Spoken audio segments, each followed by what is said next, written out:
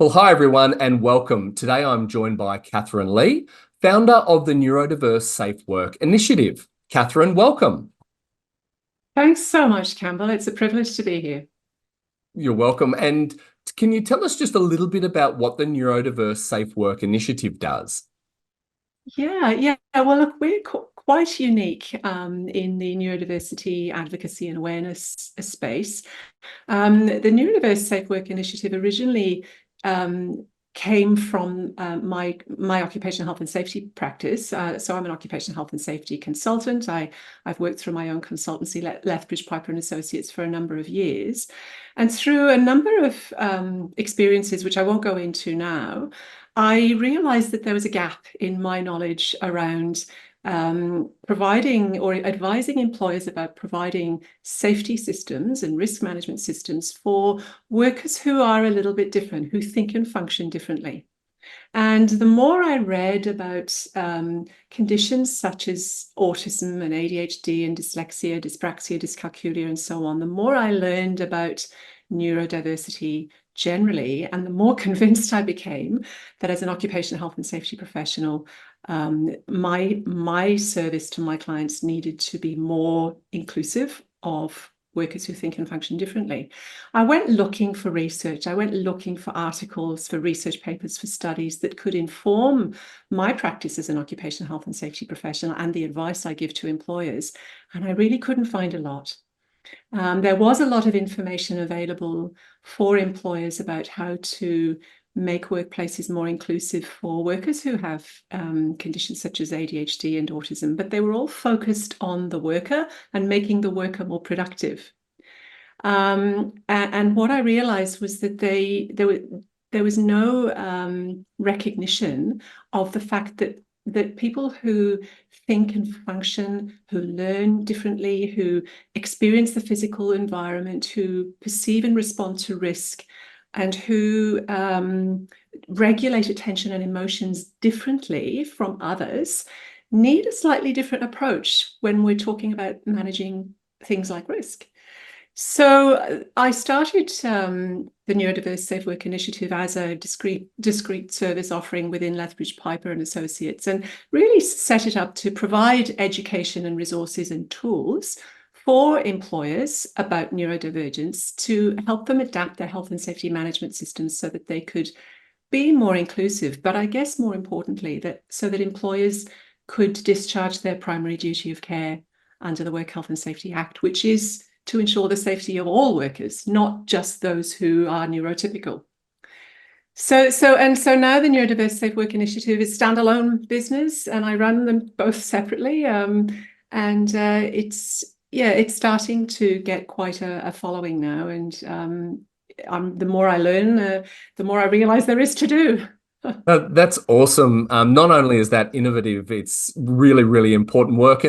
And Catherine, for many, the concept of neurodiversity may still be new or misunderstood. So can you clarify what neurodiversity really means and how it differs from Yeah. misconceptions? Of course, yes. That's a really good question and a really good point. And you're right. I think many people still view neurodiversity or neurodivergence as through what we call the medical model of disability. So people tend to think of conditions like autism and ADHD as medical conditions, medical problems that come from within the person that need to be, diagnosed and treated and fixed so that the person can function normally. And certainly there are people, many people for whom the complexity of their neurodivergence and the challenges it creates for them is incredibly profound, and they will always need a great deal of support. And I'm not in any way wanting to diminish that. But the term neurodiversity was first developed by actually an Australian sociologist called Judy Singer, who is herself autistic. And she wanted to change that whole medical model of viewing conditions such as autism. And she argued that these differences in functioning are just that, they're just differences. And they're neither right nor wrong, they're neither good nor bad, they're just part of the whole human experience. So So, for example, there's actually an evolutionary hypothesis that suggests that neurodivergent functioning has evolved over millions of years to give humans specialist thinking skills, which balance the more typical neurotypical thinking skills, and that both are essential for our strength and survival as a species. I think the other thing that people perhaps don't realize is how prevalent this is in the human population. So before I started working in this space, I could probably count on one hand the number of times during my whole 30-year career that I had knowingly dealt with a worker with any form of neurodivergence. But research has now found, estimated fairly on fairly reasonable grounds, that neurodivergent functioning makes up about 15 to 20% of the global population. So that's 1 in 5 people, which is a significant minority in the global population. And if you think about that, 65% of those are of working age. So we have to reasonably estimate that 1 in 8, or if you want to be conservative, 1 in 10 people in the workplace has one or more neurodivergent thinking skill, one or more specialist ability. But you know what? They may not know it themselves. If they do know it, they may not view themselves as disabled. So if you think about people like Richard Branson and Sir Anthony Hopkins, many, many, many other, very famous neurodivergent people don't necessarily think of themselves as disabled. They just realize they're different and they have quirks, and there's some things that they're really, really, really good at doing, and there are other areas that they struggle in. So they don't think of it as a disability. And then there are others who know they are neurodivergent. They have had some formal diagnosis at some stage in their lives, but they don't disclose it to their employer because they fear discrimination and judgment. So unless the employer has created that open and inclusive culture in which it's safe for people to speak openly and be authentic about who they are, then most workers won't disclose it. So the assumption, I think, by employers is that if we tend to if you don't have any knowledge or personal experience, we tend to think of people, when we think about autism, we tend to think about characters like Rain Man, or we think about ADHD and we think about Bart Simpson. And so it's easy to assume that if you don't see someone in your workplace who behaves like Bart Simpson or Rain Man, then we don't need to worry about neuro inclusion, because we have a neurotypical workforce. But if 1 in 5 of the global population is neurodivergent, and 1 in 8 or 1 in 10 of those are of working age, then the chances are there are neurodivergent people in every workplace. Yeah. And so we already have a neurodiverse workforce, right? Yes, and it's just embracing that. And so I guess, listening to that and those numbers, it really is crucial for business to accurately understand the concept, especially in the context of employment. Yeah. And I guess, in your experience, what's some of the most effective ways for organizations to, I guess, embrace that and shift their understanding? Look, I think bringing it out of the closet and talking about it first. There is still a huge amount of stigma and shame and misinformation and unconscious biases surrounding neurodivergence. I mean, I am also neurodivergent. I have ADHD and dyscalculia, and it was discovering this about myself that actually led me to start thinking about this as an health and safety professional. But my first reaction when I first had my diagnosis was, oh, I'm not going to tell a soul. I'm so ashamed about this. I'm just going to keep it to myself and not tell anyone. And I actually remember speaking to a couple of close friends and colleagues about it, and saying, what should I do? Should I come out? Should I tell people? And quite a few people said to me, it would be the death of your career if you do that. So I thought, yeah, hang on a minute. I can't help being the way I am. This is just the way my brain's wired. And not only that, but it brings enormous benefits and strengths. So I think the thing for employers is to start bringing this out into the open and start talking about it openly. Mm. I work when I work in health and safety, I work very much at that C-suite level with boards and executives and, executive leadership teams really doing the system development and strategic management. And you'd be surprised how often an executive or a business owner or a leader will say to me after a meeting, "Oh, I have dyslexia, but don't tell anyone," or "I have ADHD, but I keep it to myself," And I say to them, "You're a leader in this organization. Lead on this. Normalize this in your workplace, because you know what? Your success as a business leader, as an executive in this organization, didn't happen despite your dyslexia. It probably happened because of it."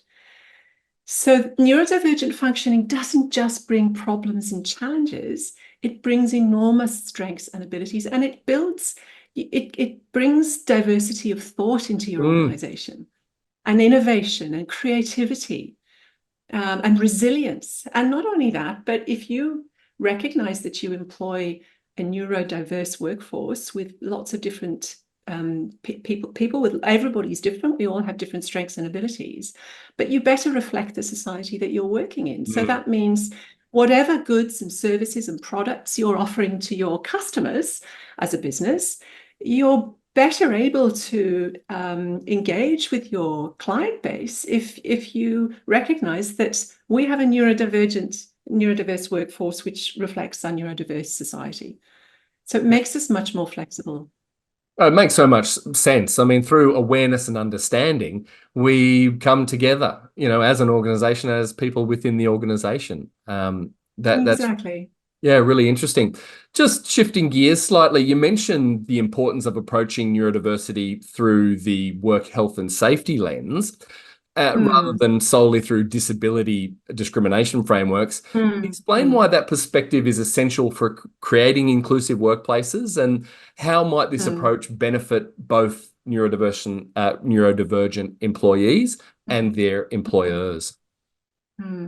That's a really good question. And I think often people think that, well, as long as we've done neurodiversity awareness training and our HR people know that if somebody comes and says they've got ADHD, then we give them noise cancelling headphones, then we're all good. But the problem with that approach is, number one, it assumes that people who are neurodivergent know they're neurodivergent, and they may not, because a diagnosis, if we're talking in the medical model of disability, a diagnosis is inaccessible for most people, particularly adults in Australia, when you could be waiting 18 months to 2 years to see a specialist and pay upwards of $1,800 to be diagnosed, for example, with ADHD.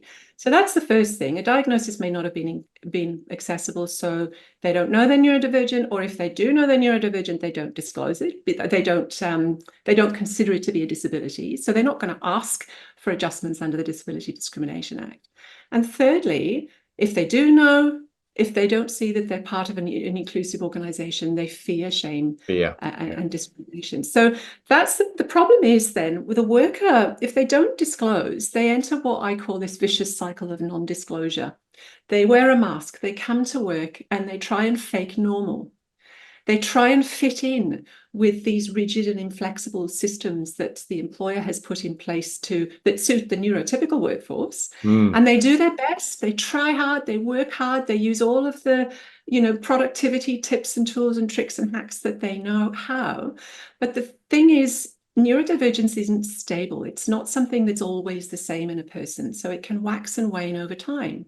So if a person experiences some ill health, or there's a problem at home or a problem at work and they become anxious, that can cause them their experience of their neurodivergence to deteriorate. It becomes less easy to manage.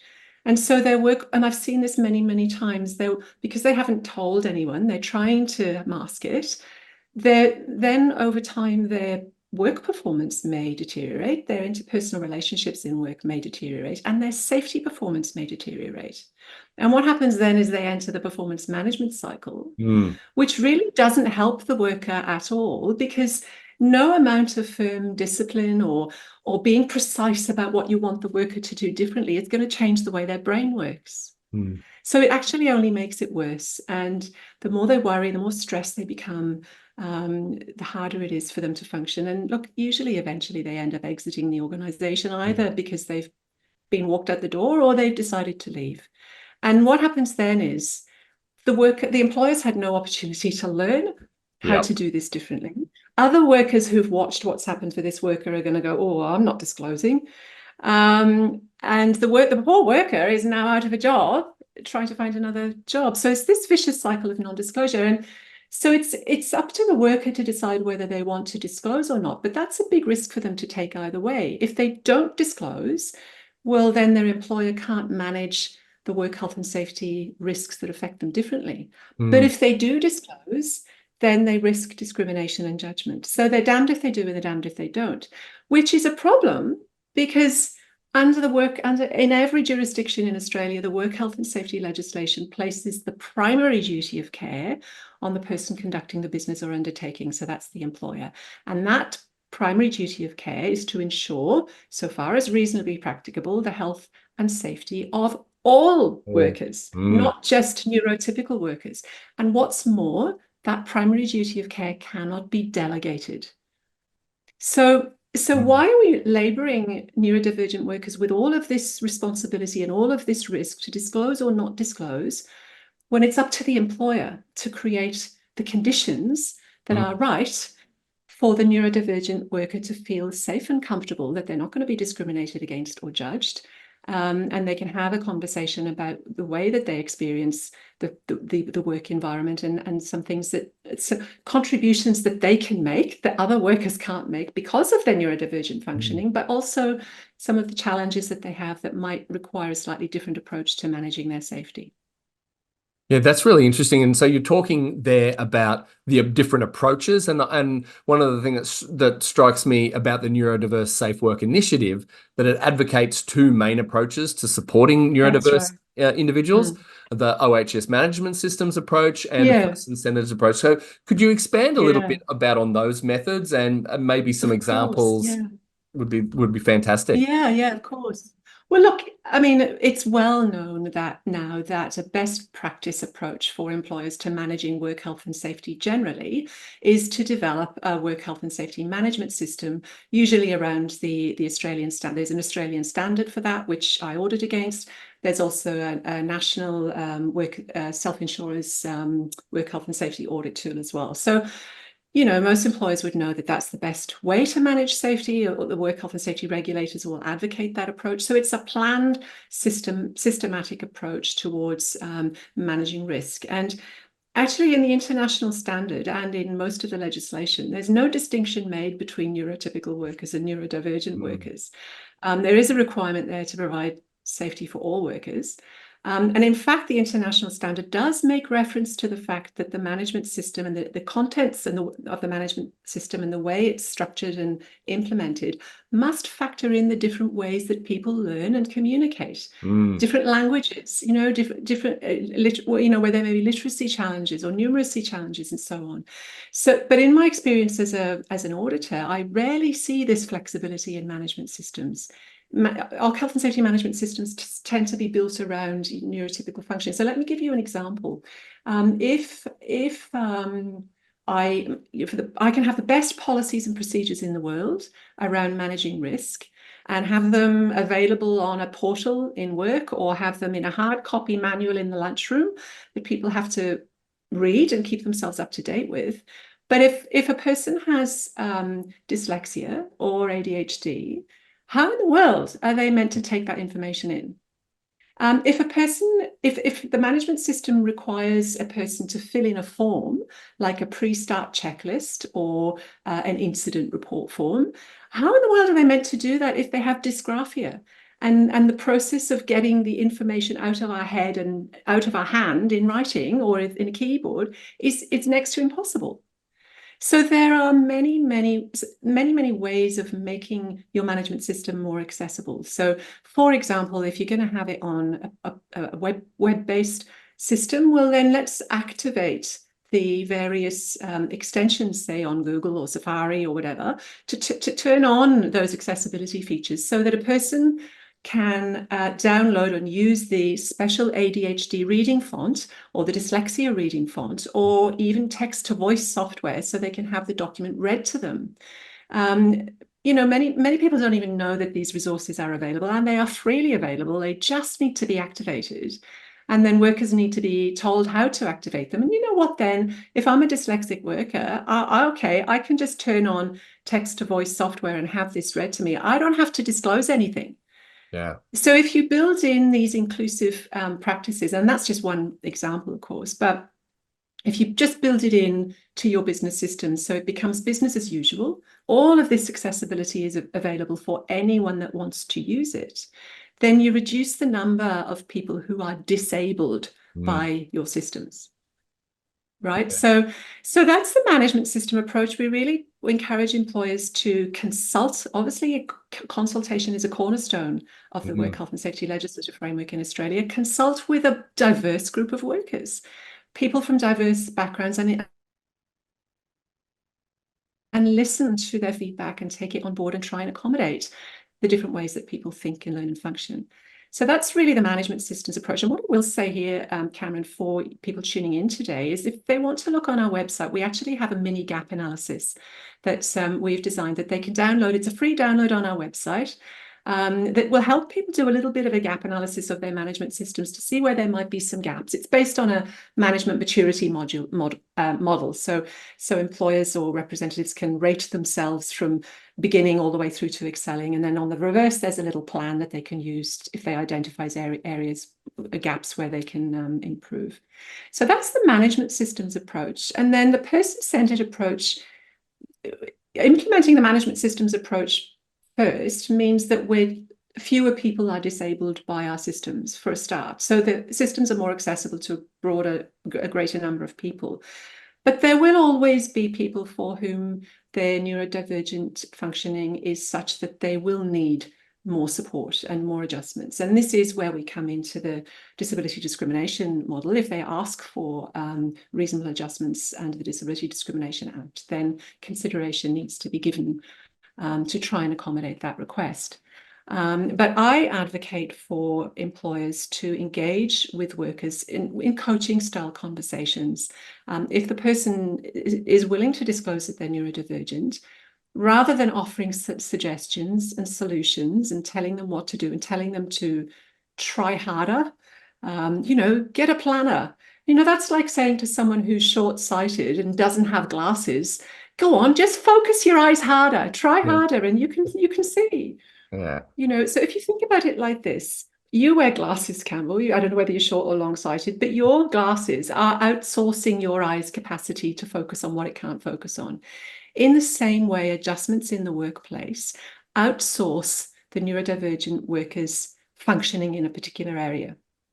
So if there's part of our brain that doesn't work, is not designed to work in a particular way, well, when we need to outsource that. So for example, people with ADHD often have challenges with their working memory, and the working memory is that very short-term memory, which is right here in the front of the brain, which is only meant to store information that we need for a very short period of time before we bed it down into long-term memory or before we action it. So in ADHD, that's often not working particularly well. And I'm like that. You ask me to do something, if I don't write it down, it's gone. So we have to outsource it. That's why we need to make notes. And I say to my kids now, if you want me to do something, don't tell me, put it in our diary, write it down. And there's more chance I'm going to do it, right? Yeah. And this only comes with time. But in the employment context, for employers, I would say, don't be too quick to offer advice and opinions and judgments. Listen. Listen, ask open questions. Come to this conversation from a place of genuine interest. Questions like, what's that like for you? Tell me what that feels like. What is your experience of X, Y, and Z? And most importantly, how can I support you? How can we do things differently so that we can get the best out of you at work? Because at the end of the day, everybody comes to work wanting to do their best, right? Well, I like to believe that. So one of the tools, and what I often encourage employers to do is work up a what I call a neurodiverse safe work plan, which, if you're familiar with workplace rehabilitation, it's a little bit like a rehabilitation plan, except that it's for neurodivergence. So we're identifying the areas where the person has struggles, and we negotiate between the worker. If they've got an external provider involved, like they might have an ADHD coach or a psychologist or their GP or whatever, talk to them, get their input, talk to the worker, take a balanced approach to adapting the work that needs to be done around how this worker is best able to perform, and document it. Document it, get it signed off, put it in their file, so that if a new supervisor comes along and says, oh, no, I don't agree with that, it's set in stone. But also revise it, because a person's functioning changes, workplace dynamics work changes. So it needs to be reviewed, and it's a good time to do that is probably at the 6-month or the 12-monthly performance review. Just let's get the Neurodiverse Safe Work Plan out and revise it. One of the tools that we have at the Neurodiverse Safe Work Initiative is the Neurodiversity Workplace Profiler, which I'm very proud to say I've brought into Australia from the UK, and we've adapted it to the Australian employment context.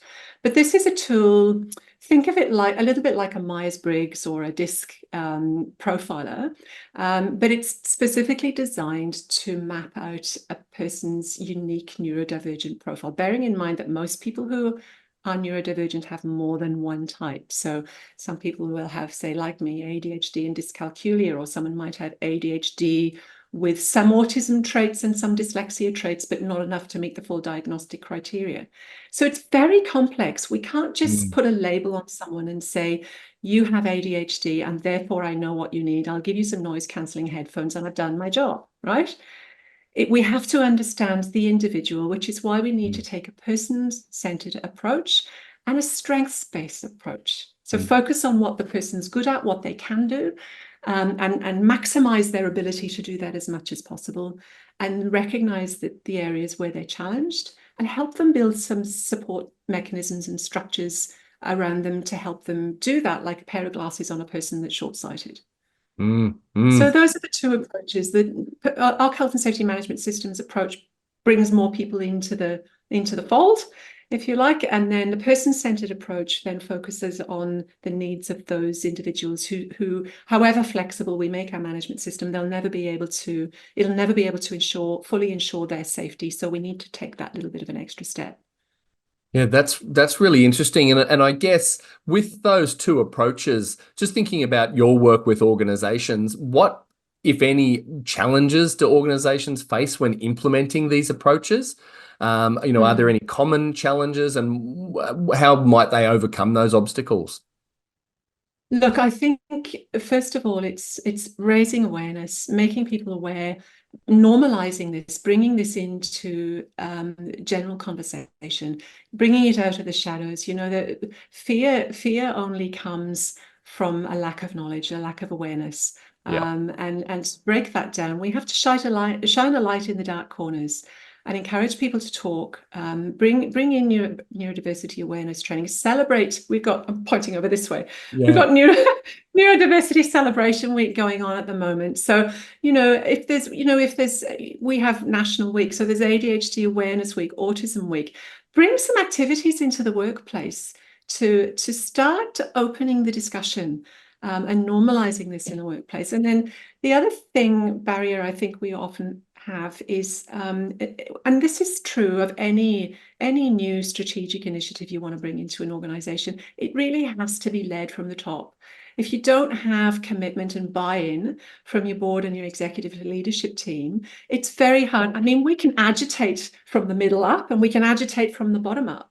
Yeah. But at the end of the day, the commitment has to come from the top. And this is one of the reasons why the mini gap analysis that I was telling you about can be helpful as well. Because if say, the health and safety manager or the HR manager completes the mini gap analysis, they can use that to present to their board or to their leadership team to say, look, these are the gaps. This is not only where we're not providing inclusive practices for neurodivergent workers, but we're missing out.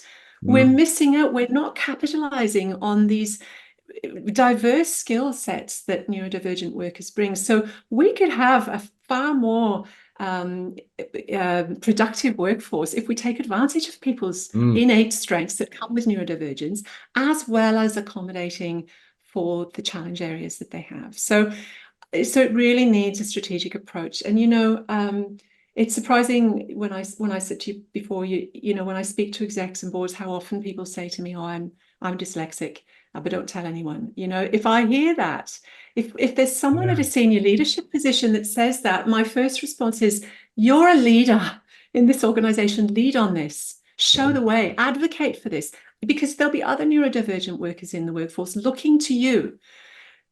So they won't out themselves if you don't make it safe." And if you don't normalize it. So, those are really some of the barriers, as well as just the unconscious bias. And so much of that can be broken down by just education and awareness. And hopefully our conversation today is helping to stimulate some of that awareness as well. Catherine, it's been fantastic talking with you today. And I guess in closing, what might be a key takeaway, or is there a key action that you'd recommend that people can do after listening to the conversation today? Yeah. Look, I would say, first of all, recognize that neurodiversity is a natural variation in the human brain that leads to differences in how we all think and function and behave. It's not bad, it's not right, good, bad, different, whatever. We are a neurodiverse species, and we need everyone. We need all of these different styles of thinking and functioning, because they contribute to the strength of society. So let's recognize and embrace our unique differences, our strengths and our challenges. And then, certainly for employers to start looking at it through a work health and safety lens, rather than just through a disability discrimination lens, and recognize that employers must ensure the health and safety of all workers, not just neurotypical workers. Well, fantastic. Thanks so much for your time today. That's my pleasure. Thank you for asking me, Campbell. All the best.